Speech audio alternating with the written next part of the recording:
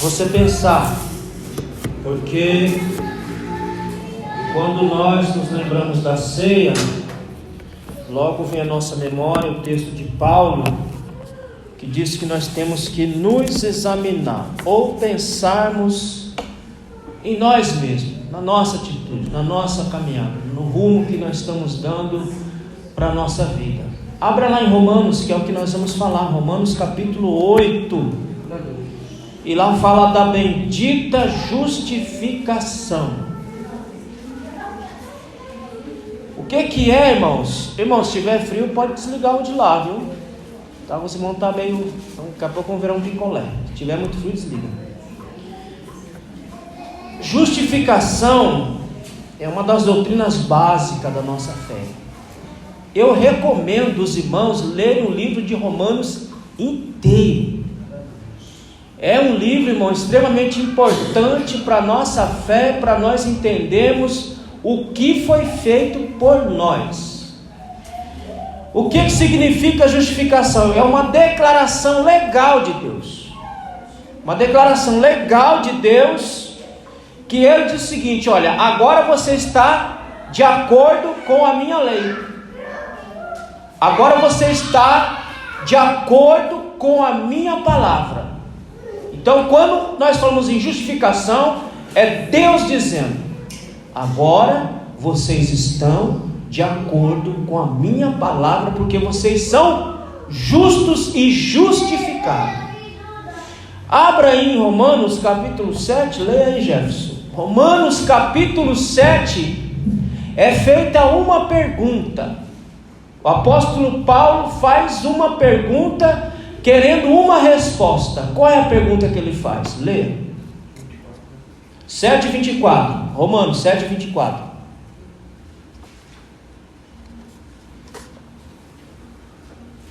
Desventurado homem que sou, quem me livrará do corpo desta morte? Em algumas traduções aqui está desventurado, é a mesma coisa. Mas nas traduções um pouco mais arcaicas vai dizer miserável, é a mesma coisa. Miserável homem que sou, quem me livrará do corpo desta morte? É a pergunta que ele faz. Irmãos, e aqui tem uma coisa que a gente precisa saber. Paulo está falando esse versículo, trazendo na sua mente uma sentença romana. Quando Roma ia condenar alguém à morte, eles aplicavam várias penas. Quando ele queria fazer o cara morrer de maneira dolorida e lenta, o que eles faziam? Eles pegavam um corpo morto e amarravam no corpo do condenado, e aquele corpo ia apodrecendo, e junto ia apodrecendo o corpo do indivíduo vivo. Aí você calcula, irmão, olha, a imagem dele é essa aqui, é de um corpo que está morto, amarrado num corpo de um cidadão vivo que foi condenado à morte, mas a morte era essa: amarra um corpo morto para ele morrer lentamente e sofridamente. Irmão, calcula o fedor, o cheiro ruim, aqueles bichos, a carne apodrecendo, aqueles bichos vindo e comendo a carne do indivíduo em vida. É essa pergunta que Paulo faz: quem me livrará dessa condenação? Porque o pecado é um corpo morto matando e comendo o corpo de outro indivíduo. Então ele faz essa pergunta: eu sou um homem miserável, porque assim como Roma coloca um corpo morto num corpo vivo para matá-lo, assim é o pecado na minha vida. Eu estou com um corpo e preciso me livrar, e não tem quem me livre, porque ninguém poderia chegar perto do indivíduo e tirar aquele corpo morto de perto dele, senão seria a mesma penalidade. Então ele pergunta: quem é que vai me livrar? Quem é que vai soltar esse corpo morto que está me matando aos poucos? É a pergunta dele: quem me livrará desse corpo morto chamado pecado? Irmão, aonde é que está a resposta? Leia aí João capítulo 3, versículo 16. Presta atenção, irmão, que todos nós tínhamos um corpo morto amarrado em nós, chamado pecado, que já estava morto e matando a cada um de nós dia a dia. Aí ele pergunta: quem é que vai me livrar desse corpo morto que está me matando? Olha a resposta de Deus à pergunta de Paulo. O que diz aí, Jefferson? Porque Deus amou o mundo de tal maneira que deu seu Filho unigênito, para que todo o que nele crê não pereça, mas tenha a vida eterna. Esta é a resposta de Deus para nós. Quem é que vai nos livrar desse corpo de morte? Quem é que vai nos libertar deste corpo que está morrendo a cada dia? E ele diz: eu amei tanto vocês, eu amei vocês profundamente, que eu vou mandar o meu único filho para libertar, para livrar vocês deste corpo morto chamado pecado. Amém, meus irmãos? É por isso que nós estamos aqui esta noite, porque em Cristo nós somos libertados deste corpo morto chamado pecado. Estamos libertos deste corpo para viver hoje, como diz Paulo, em novidade de vida. Se você pegar o capítulo 7, Paulo trabalha o indivíduo. No capítulo 7, o centro do texto é o homem, que é a pergunta que ele faz: quem é que pode me livrar? Quem é que pode me libertar? Quem é que pode me dar uma solução? Mas no capítulo de número 8, o centro não é o indivíduo. O centro é o Espírito Santo, que nos dá força para dizer que Jesus Cristo é o Senhor. Amém, meus irmãos? Se nós aqui estamos essa noite, é porque há dentro de nós o Espírito de Deus que nos dá força para virmos até aqui. Cada um de nós aqui, irmãos, teve uma semana. Cada um de nós aqui passamos por umas situações, um mais difícil que o outro, mas todo mundo teve uma semana. Todo mundo passou por situações, todo mundo ouviu coisas, todo mundo viu coisas, todo mundo passou por coisas, mas nós chegamos aqui esta noite para dizer que Jesus Cristo é o Senhor. Por quê? Porque o Espírito que habita em nós, é Ele que nos dá vigor, é Ele que nos dá força para estarmos essa noite aqui em nome de Jesus Cristo. É o Espírito Santo que produz vida em nós. É o Espírito Santo que coloca na sua alma, na minha alma, o desejo, a vontade de dizer, pegar esse microfone aqui e dizer: Jesus é bom, Jesus é maravilhoso, Jesus é comigo, Jesus me abençoou, Jesus me livrou. Por quê? Porque há dentro de você o Espírito que vai nutrindo você de vida para você dizer que Ele é bom. Amém, meus irmãos? Independente do seu momento. Hoje de manhã nós falamos que nós temos mais facilidades. Aliás, eu acho que é o contrário. A pergunta de manhã da escola dominical foi a seguinte: por que nós buscamos mais a Deus quando a dificuldade nos aperta? Por que nós dedicamos a nossa vida mais em oração, em buscar mais ao Senhor, em se achegar mais diante do Senhor, só quando a coisa está difícil? Por que nós fazemos isso? E aí nós pegamos o exemplo de Daniel, que diz o texto que ele orava 3 vezes ao dia.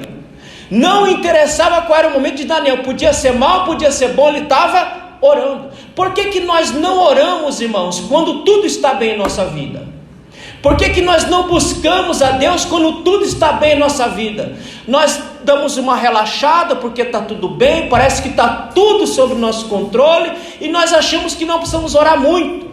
Mas quando o sapato aperta, aí nós dobramos a oração para buscar, clamar a graça e misericórdia do Senhor. Por que fazemos isso? Porque nós somos assim. Mas se nós fazemos isso mesmo na hora do aperto, fazemos isso porque o Espírito ainda está dentro de nós dizendo: olha, você precisa apertar o passo agora, você precisa orar mais agora. Porque, irmão, há aqueles que nem isso conseguem fazer mais, nem na hora da precisão, nem na hora do aperto ele tem força para buscar ao Senhor.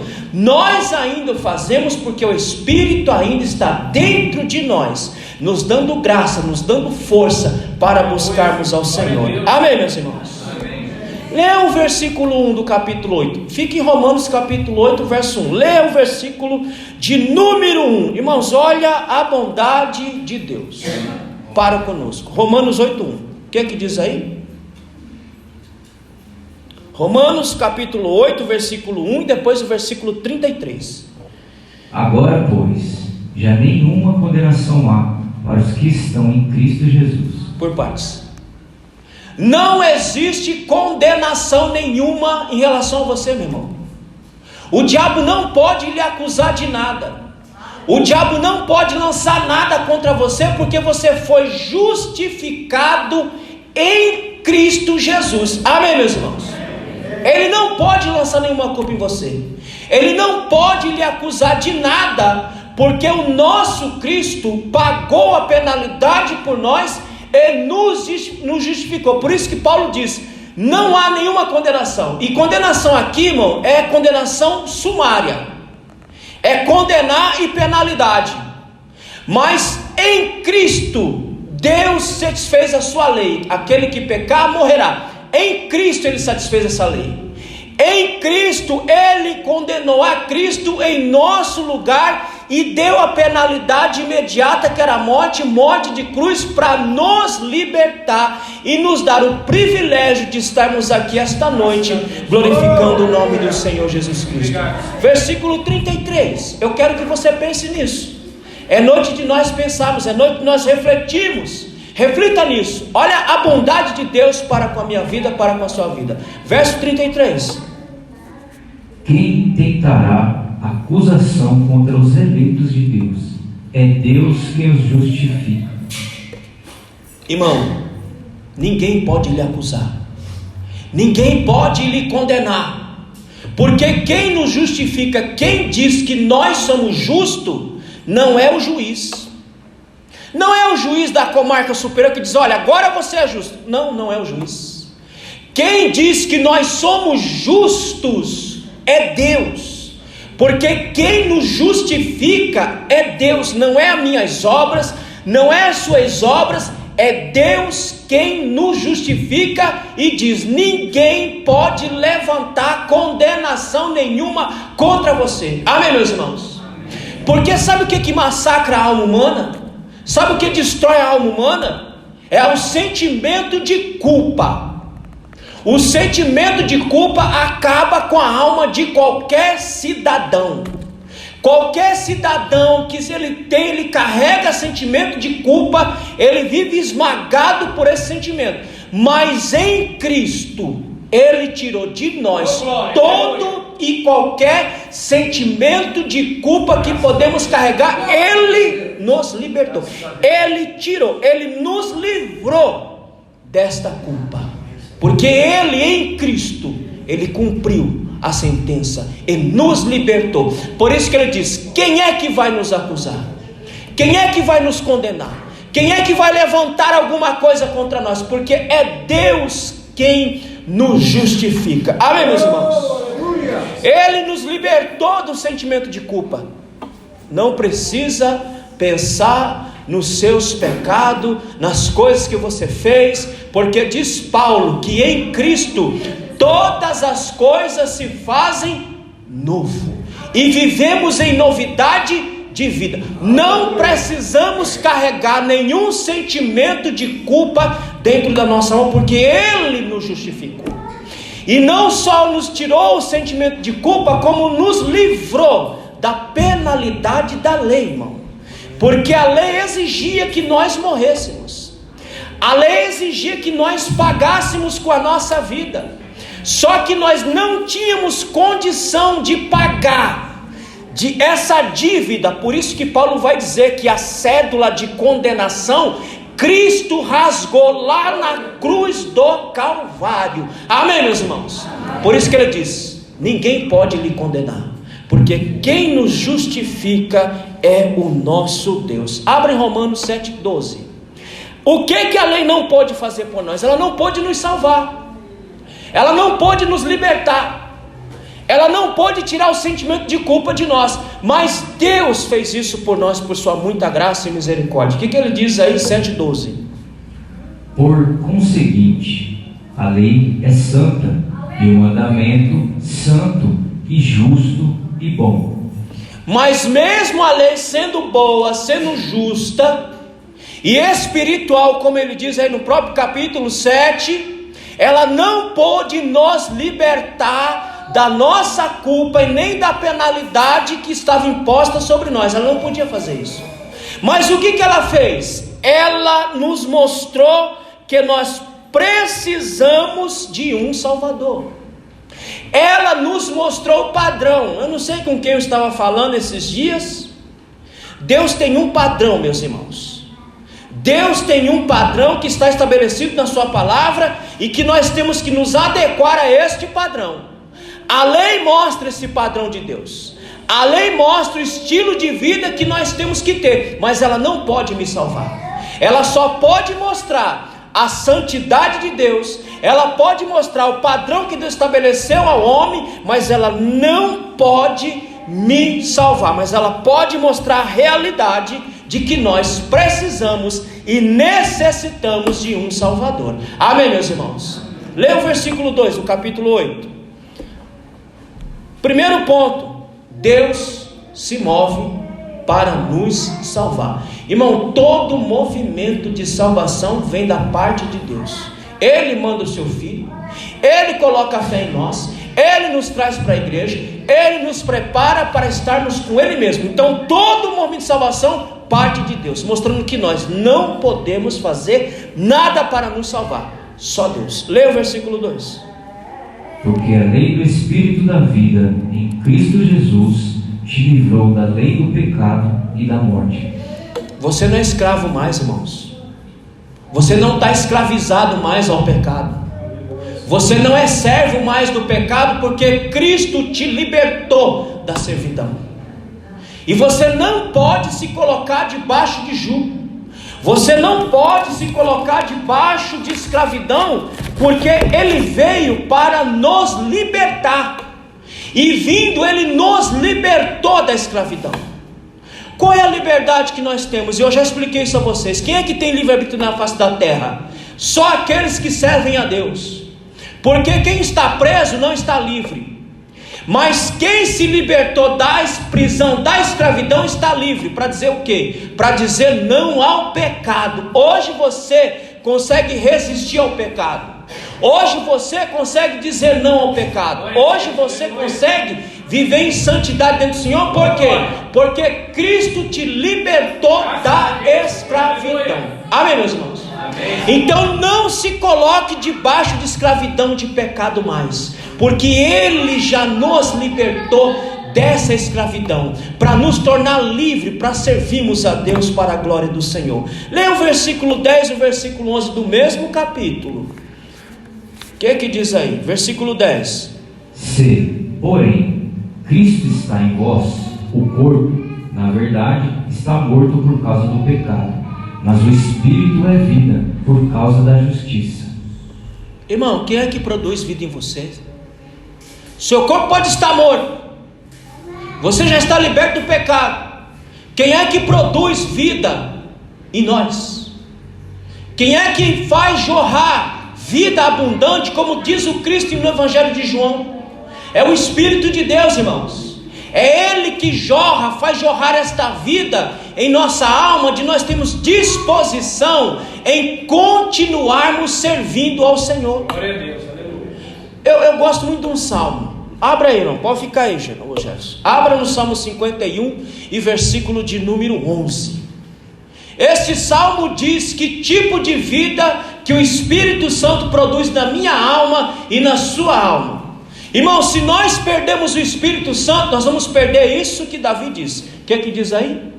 10. Salmo 51, verso 10 ou 11.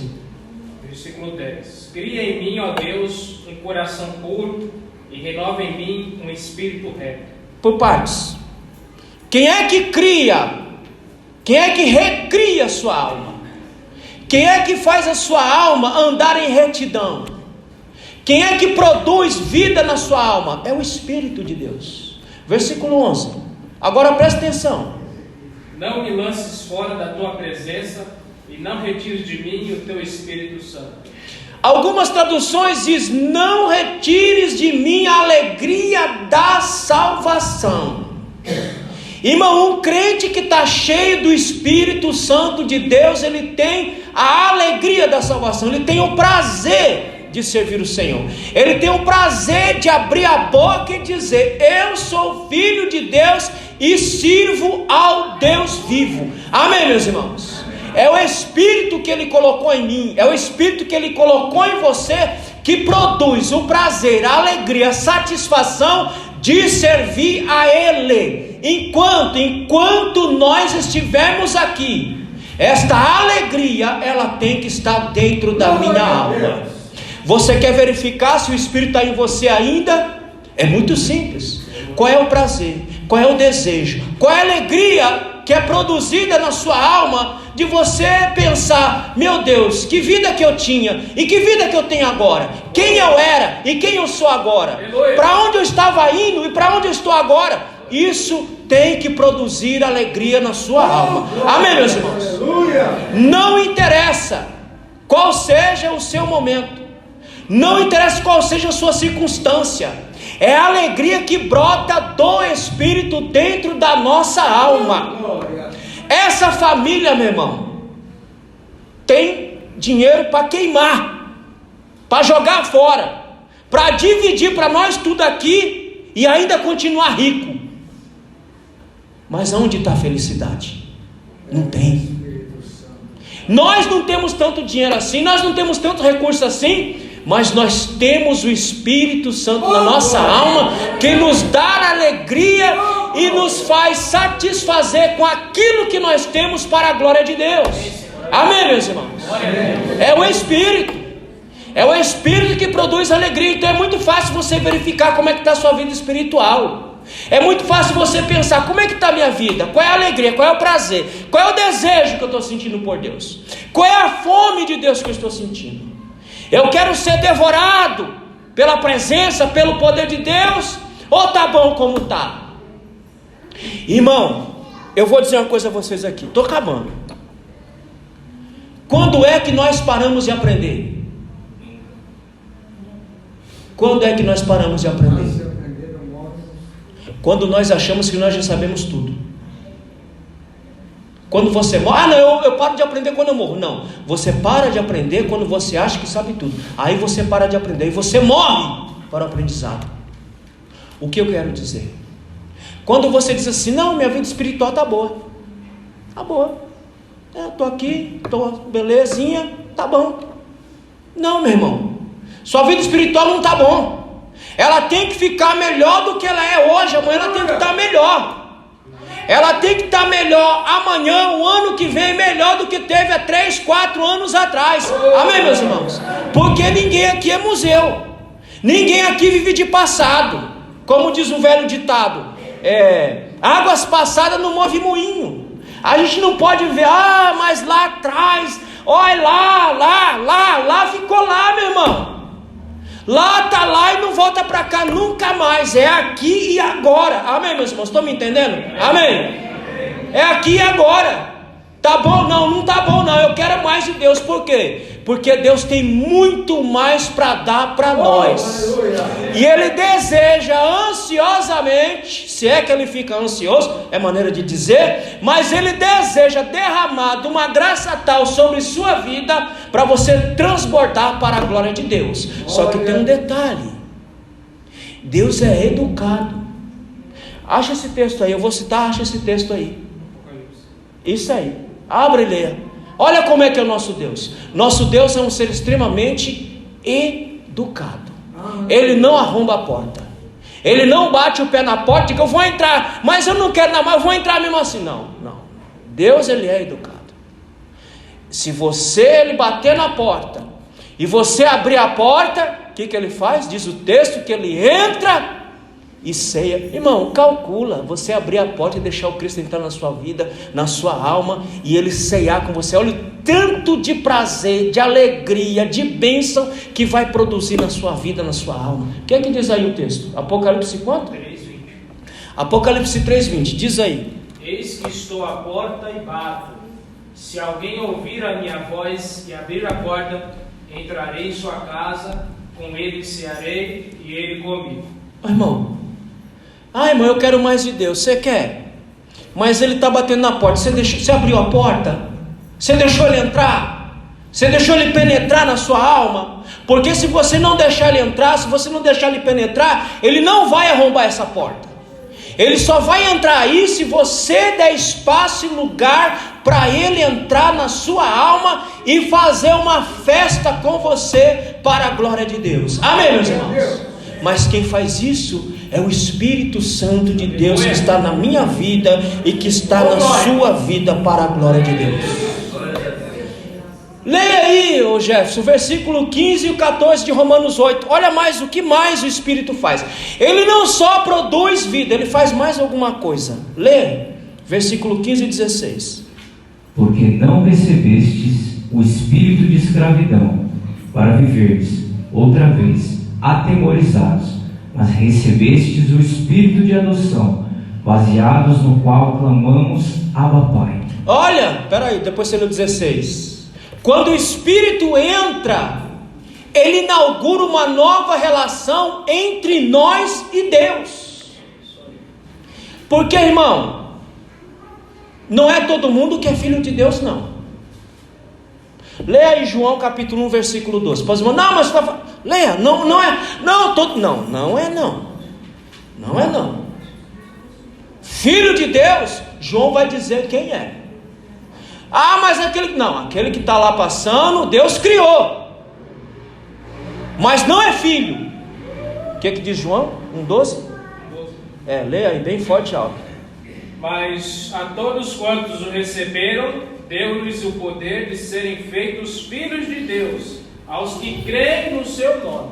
Nós somos filhos de Deus. Nós somos filhos de Deus, porque nós recebemos a oferta da salvação e Ele nos fez ser filho de Deus. Para nós fazemos o que diz o texto aqui.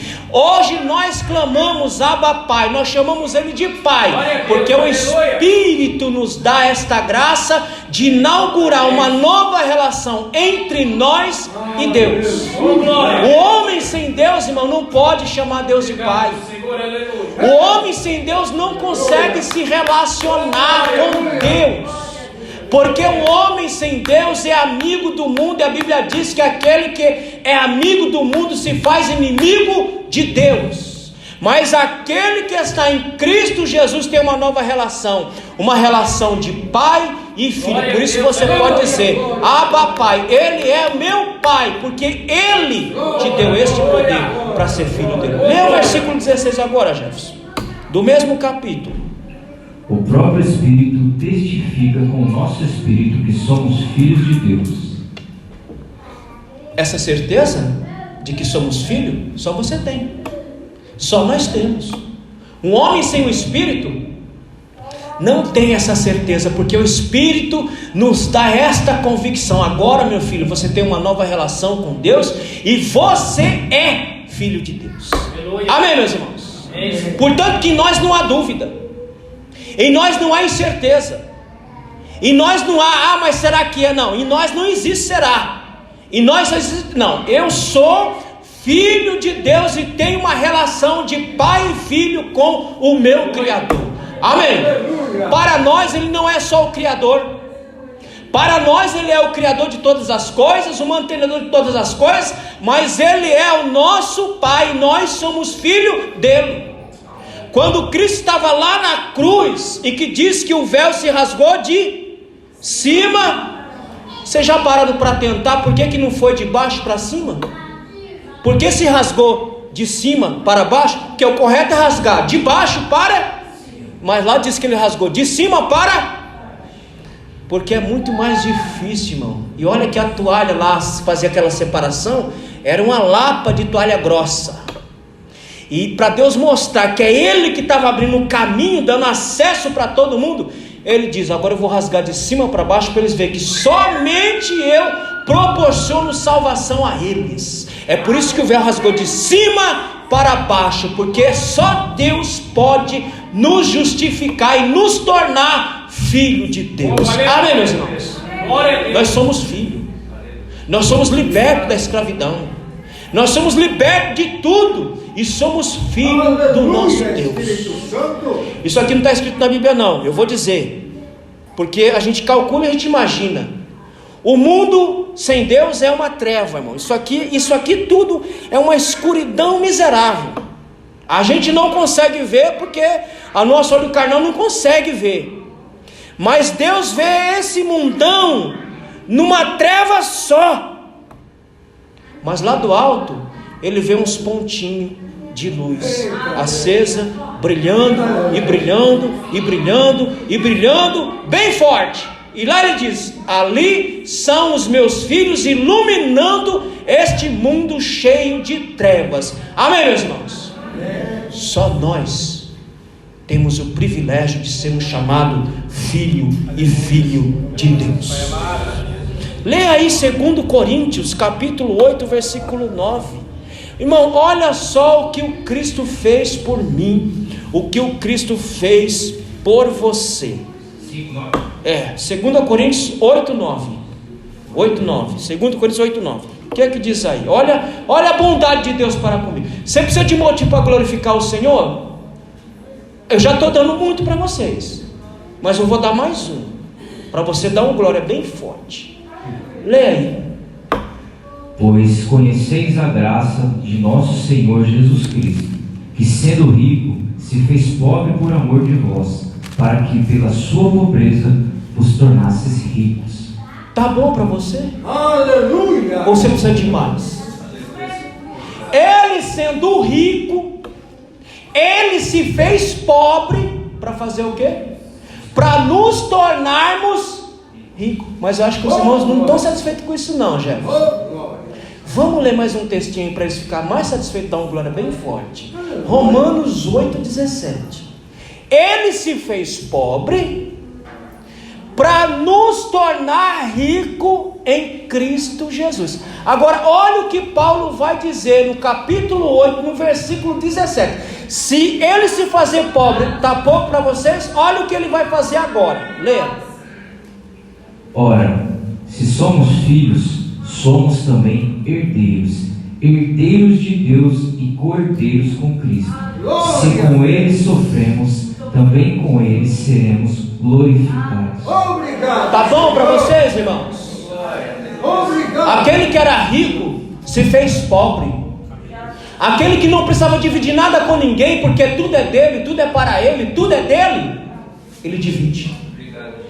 Quando ele vier, tudo aquilo que ele vai herdar, nós seremos co-herdeiros. Amém? Agora nós vamos ter eleição. Eu acho que é o mês que vem, né? Se eu não me perdi no tempo, deve ser o mês que vem. 22, né? 23. Dia 6 é o primeiro turno. Então é semana que vem aí, é o mês que vem vocês têm que votar. Mas a Bíblia diz que nós seremos co-herdeiros com Cristo. Quando Ele vier e nós vemos junto com Ele, não vai ter eleição mais. Não vai ter escolha de mais nada. Porque quem vai mandar somos nós. Aleluia! Porque diz que Ele vai herdar um reino. Se Ele vai herdar um reino, Paulo está dizendo que nós somos co-herdeiros com Ele. Nós vamos herdar um reino junto com Ele. E junto com Ele vamos administrar este mundo. Amém, meus irmãos? Amanhã você vai ser prefeita de Itaquá. Hoje te mandam. Quando você voltar com a igreja, você vai mandar.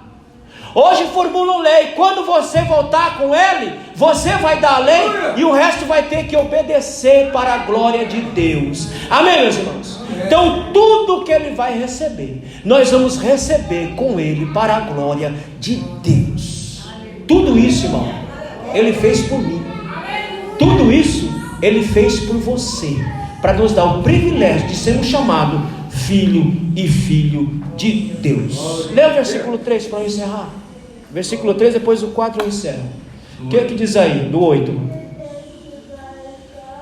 Porquanto o que for impossível à lei, no que estava enferma pela carne, isso fez Deus enviando o seu próprio Filho em semelhança de carne pecaminosa e no tocante ao pecado, e com efeito condenou Deus na carne o pecado, a fim de que o preceito da lei se cumprisse em nós, que não andamos segundo a carne, mas segundo o Espírito.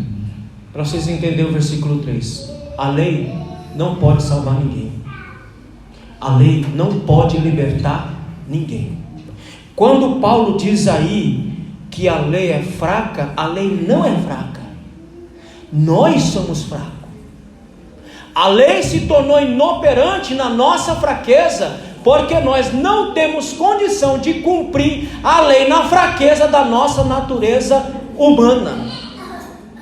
Mas Deus, agindo por nós, nos livrou da condenação da lei e estabeleceu um padrão. Agora, o próprio Deus vai mudar essa situação.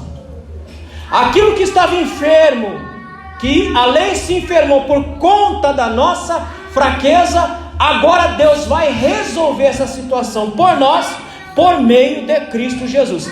Isaías 53:6, rapidinho aí, vamos ler, Isaías capítulo 53 e versículo de número 6. Olha o que Deus faz, irmão. Irmão, você já calculou?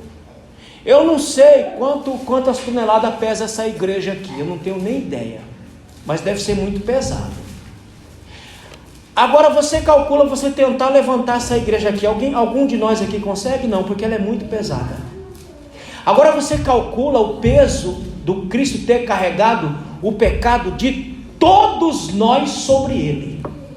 Diz a Bíblia que todos os pecados foram lançados sobre ele. Olha o tamanho da carga que ele carregou por mim e por você, está para nós estarmos aqui essa noite glorificando o nome do Senhor. Leia aí Isaías 53:6. Todos nós andávamos desgarrados como ovelhas, cada um se desviava pelo caminho, mas o Senhor fez cair sobre ele a iniquidade de todos nós. Irmão, ele escolheu livremente, ninguém coagiu Cristo, ninguém obrigou. Ele livremente, ele decidiu vir aqui, pegar todos os pecados, colocar sobre si e morrer para justificar a cada um de nós que estamos aqui esta noite. Amém, meus irmãos? Olha o que ele fez por mim e por você. Versículo 4, encerramos aqui. Então, meu irmão, se você precisa de coisa para pensar, você tem bastante. Não, Romanos 8, verso 4. Você pode essa noite pensar e dizer: olha, Senhor, o que o Senhor fez por nós, o sacrifício que o Senhor fez por nós foi muito grande, para me tornar justo diante de Deus. Porque outrora, irmão, Deus não nos olhava, Deus não nos enxergava. Deus passa a nos olhar, Deus passa a nos enxergar. Por meio de Cristo estabelece uma nova relação entre pai e filho com cada um de nós que estamos aqui. Então, ele sendo seu pai, você pode ficar livremente à vontade para pedir algo a ele, e ele, em sua infinita graça e misericórdia, lhe conceder, porque ele é bondoso. Amém? Versículo 4, o que diz aí?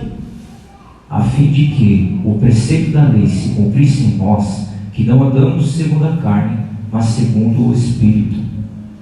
Cristo morreu, segundo o que Paulo está dizendo aí nesse verso. Cristo morreu para nos santificar.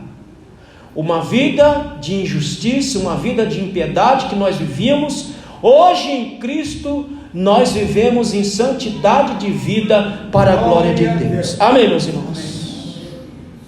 Marcos capítulo 12, não precisa ler não, depois os irmãos lêem em casa. Marcos capítulo 12, verso 33. Outrora nós não andávamos em conformidade com a palavra de Deus, mas hoje, pelo sacrifício de Cristo, nós conseguimos andar em conformidade com a palavra de Deus. Amém, meus irmãos? E é só Ele que faz isso por nós. andar em conformidade com a palavra, com o preceito de Deus, só Ele faz isso por nós, e somente Ele, para a glória de Deus. E para encerrar, Romanos capítulo 6, versículo 4, aquilo que eu já falei: Ele implanta em nós uma nova vida, para vivermos diante do Senhor Jesus Cristo. Irmão, viver novidade de vida não é viver as coisas dando certo para nós todo dia, não é isso. Viver em novidade de vida é ter gozo, alegria, paz, satisfação nas situações mais adversas, mais duras. Nós continuamos tendo novidade de vida, gozo em nossa alma. Amém, meus irmãos? Não é que nós não vamos ter tristeza, não é que nós não vamos sofrer, não é que nós não vamos ser assolados pelas agruras da vida. A diferença é, nós sofreremos tudo isso, mas quando nós recobramos a nossa consciência, paramos e pensamos: mas tudo isso, Cristo passou muito mais por mim, para me dar a graça de glorificar o nome dele. Aí essa agrura vai se transformar em alegria, em gozo na sua alma, para a glória de Deus. Amém, meus irmãos?